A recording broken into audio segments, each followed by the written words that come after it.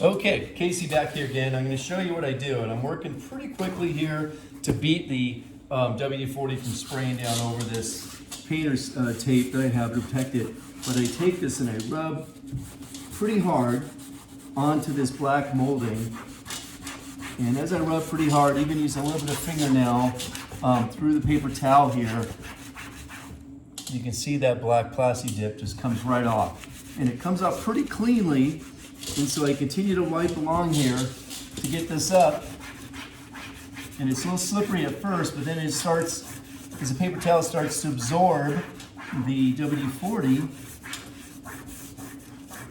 I can scrape this black PlastiDip paint that was this overspray literally right off of these black plastic panels here. And it cleans it up very nicely. And then what I do, once I'm done this, I pull the tape back, I vacuum up this extra debris here, this paint that's now come off. You see the little shavings coming off here.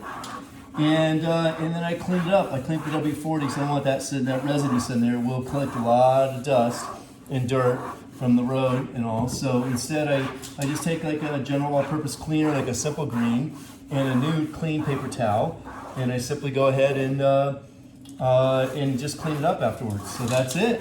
That's the way you can basically clean up some overspray PlastiDip on anything, whether it's a van or something else. All right. Thanks for watching.